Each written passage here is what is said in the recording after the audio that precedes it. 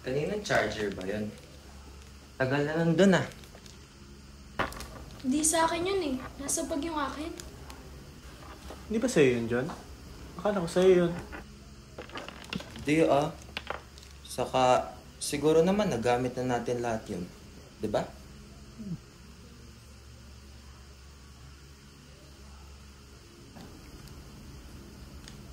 Ah, alam ko na. Hulog lang yan sa langit. Like, a gift from universe ba? Hindi yan, pre. Time loop yan. Yung ano yan, yung mga past selves natin, iniwan niya para sa atin. Hindi, pero seryoso. Why did none of us question it? Eh, gumagana eh. Saka, kailangan natin. Yun na yun. Pero, hindi nyo ba naiisip na minsan ganyan talaga yung buhay? Ano? Mysterious charger? Hindi. Yung gamit na lang tayo ng gamit. Gusto na lang tayo ng gusto.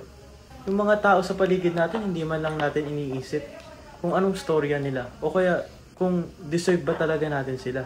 Bakit ganun? Alam mo, kasi nagtiwala na lang tayo sa kanila na lagi silang andyan. Na hindi sila mawawala. And pag nawala sila, we act like something's wrong with the world. But maybe it's just our turn to bring something new into it. Isipin niyo yun.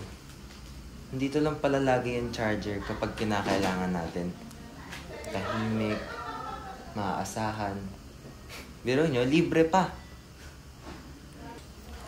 Maybe some people are like that too. And maybe one day, tayo rin yung magsisilbing charger for someone else. Laging nandyan. Laging maaasahan.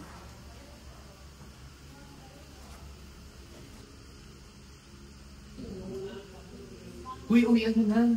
Ay, dito ba charger ko? Kaya pa hinahanap to.